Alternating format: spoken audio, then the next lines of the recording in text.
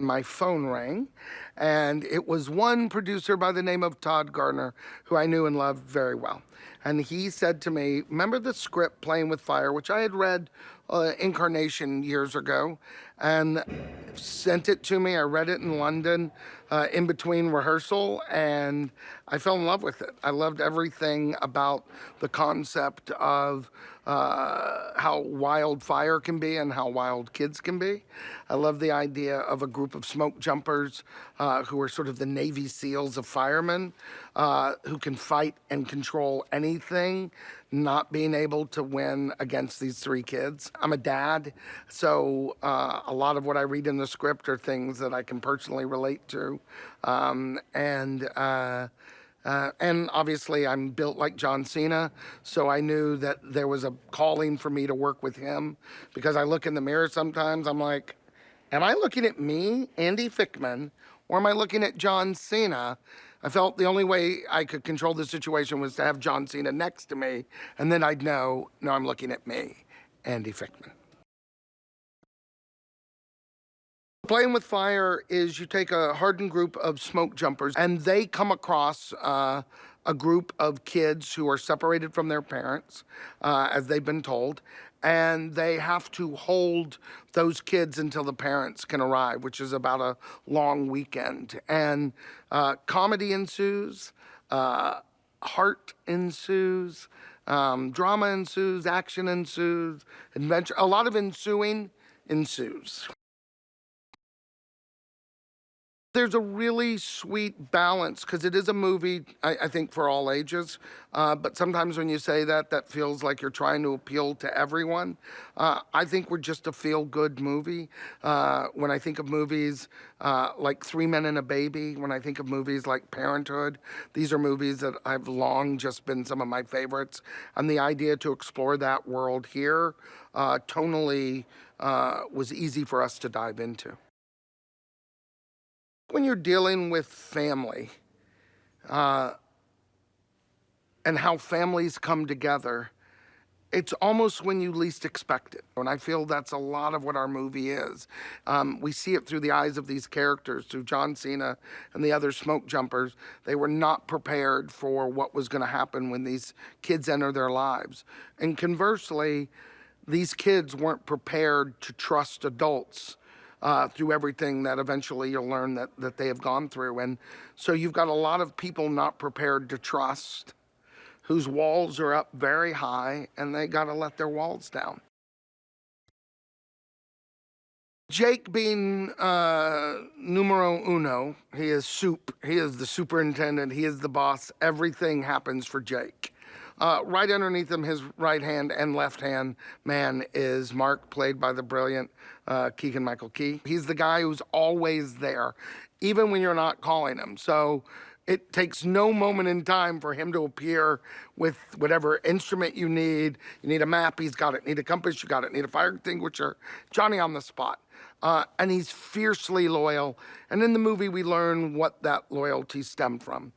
Next in command is Rodrigo Torres, who is played by John Leguizamo, who is so brilliantly funny. And again, we center on a character who has a very unique backstory, came to the Smoke Jumpers program out of prison, and whereas Mark came from more of a corporate situation, Rodrigo came from prison, and it's also a bit of the chef for the team, but he didn't have the best training. He learned to cook in prison, and he's now bringing that delicious prison food nightly to the Smoke Jumpers who would like him to stop. And then Axe, one word, Axe, like Adele. Axe is, he's our gentle giant. He's our Frankenstein in the woods. He scarred and silent, and we don't know a lot of his backstory, but we know that in a fight, whether it's fire or beyond, Axe is who you want on your side. And it will probably take a very special child to wrap him around that finger. What's amazing about John Cena and the role of Jake Carson is he is 24/7, offset and onset, just focused and giving to this character.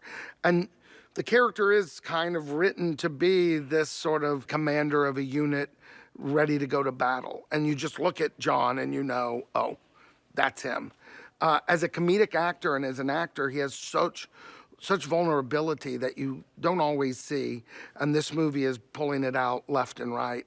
And comedically, he is fearless. One of my favorite things about working with an actor like that is when you could just say, hey, John, would you go crawl up this tree and fall? John's like, that tree? Okay, yeah. And it just gives us so much creativity every day, and we learn. So not only is he perfect for the role, I can't imagine anyone else doing the role. And you see him with the other actors and how he brings everybody up to that same level. That's what a leader does on camera and off camera. If Jake is sort of Papa Bear to the smoke jumpers, Brianna's Mama Bear to the kids. And so when you put Mama Bear and Papa Bear coming together, both protecting their own, there's going to be conflict and friction. And you need an actress like Brianna who has that weight that is able to sort of help guide us, and very vulnerable and a love off screen and on. Christian, who has a really extensive resume for his age. He's done so many movies and is so wonderful, again, on screen and off screen. And his audition just really sort of blew us away. And then when we got here, just super cool, super confident, and has a lot to do in the movie, a lot to carry. When we were auditioning for Zoe, it's hard because every child that you put on camera is adorable. So you look at the kids and you're like, look at that kid's adorable.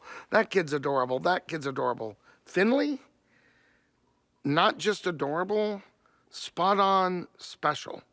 Not that all children aren't special, they are. She's special in a cinematic way. I've never worked with an actress, and she's an actress, who at that age is so aware of what the job is. I like to create a fun family vibe on set. It's really important to me for all my projects. I'm not one who's interested in drama on set. I'm not not a yeller.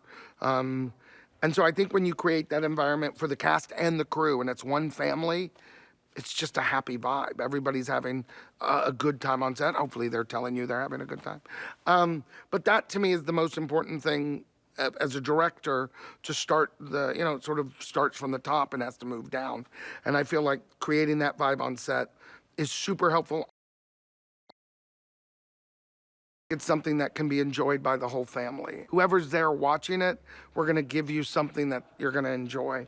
And again, those movies that have inspired all of us, I feel like that's what we wanna give back to the audience.